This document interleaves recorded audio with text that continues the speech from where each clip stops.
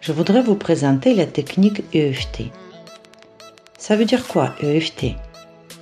EFT veut dire The Emotional Freedom Technique en anglais. En français, on l'appelle la TLE, la technique de libération émotionnelle. Quelles sont les origines de l'EFT? L'EFT vient des États-Unis. Cette technique est le fruit de recherches de plusieurs personnes. En 1962, c'est le docteur Goodhart qui a eu l'idée de remplacer les aiguilles par de légers tapotements ou des stimulations sur les points d'acupuncture.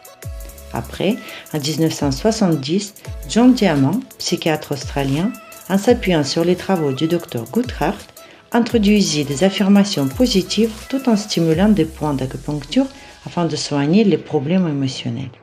Ensuite, en 1980, Roger Callahan perfectionne la méthode en découvrant par hasard que si une personne se concentre sur une émotion négative précise et en même temps elle tapote sur des points d'acupuncture, cette émotion peut disparaître de façon définitive.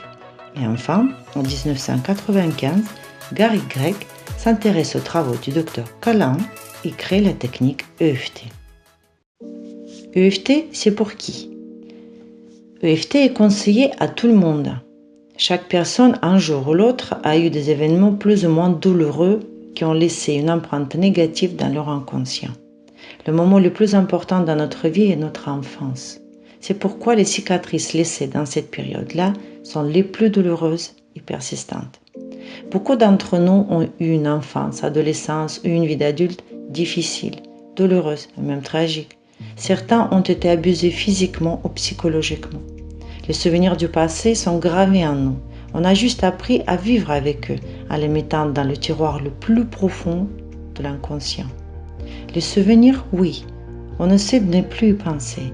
Mais ça ne se passe pas comme ça avec les émotions négatives que l'on a ressenties dans ces instants-là. Il suffit d'avoir de nouveaux moments difficiles et les anciennes émotions apparaissent instantanément. Imaginez que vous êtes né avec 2 grandes valises vides pour stocker vos émotions négatives. Au début de votre vie, il y a de la place. Mais plus vous avancez, plus ces valises se remplissent. Et un jour, il n'y a plus de place pour de nouvelles émotions et ça déborde. Vous devenez trop sensible et émotif. Mais vous n'avez pas le choix, c'est votre bagage et vous serez obligé de trimballer ce point toute votre vie, sauf si vous videz vos valises. C'est là où la technique EFT est efficace. Elle permet de se libérer des émotions négatives et le plus souvent, définitivement. Quelles sont les émotions négatives? Et les plus fortes émotions négatives sont la peur, la colère, l'angoisse, l'anxiété, la culpabilité, la douleur, la tristesse, la honte, la solitude, la rancune, la jalousie, la frustration, la haine. Comment ça marche? Depuis la nuit des temps, la médecine traditionnelle chinoise considère que dans le corps d'un être vivant circule l'énergie vitale, le qi. Cette énergie passe le long des méridiens et amène le flux énergétique dans l'ensemble de l'organisme.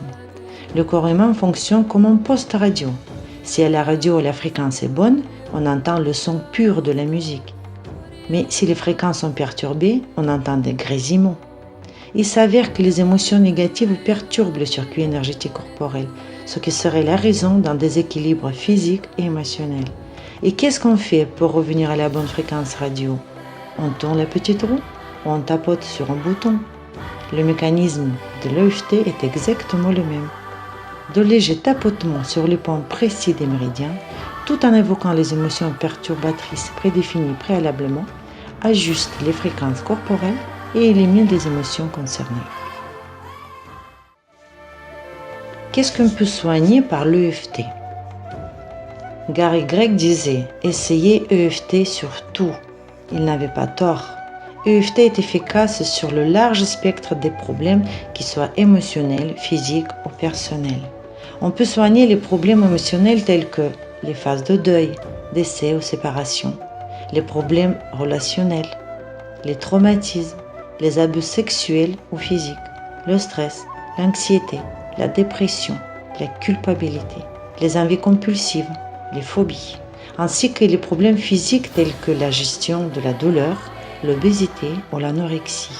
mais aussi les problèmes personnels, tels que faible estime en soi, harcèlement moral, stress avant un examen ou une épreuve, stress des sportifs avant ou pendant les compétitions. Comment se déroule une séance d'EFT? La consultation que je propose consiste à passer au peigne fin les émotions négatives du passé. Le but est de bien déterminer, cibler et ensuite d'éliminer toutes les émotions encore présentes dans l'inconscient de la personne. Généralement, les résultats sont immédiats et spectaculaires. La personne ressent un soulagement et un grand vide prêt à être rempli par du positif. C'est un nouveau départ pour la plupart et un apaisement incroyable pour tous. Est-ce qu'on peut pratiquer EFT soi-même? On peut et on doit pratiquer EFT soi-même. C'est un outil indispensable du quotidien. Pendant une séance de EFT, je vous apprends à l'utiliser dans les différentes situations de tous les jours et à la fin, je vous donne une fiche détaillée d'utilisation de l'EFT. Peut-on combiner EFT avec une autre méthode de soins corporels? On ne peut pas dissocier le corps et l'esprit. EFT agit sur l'inconscient, bien que des fois nos problèmes physiques soient liés aux émotions.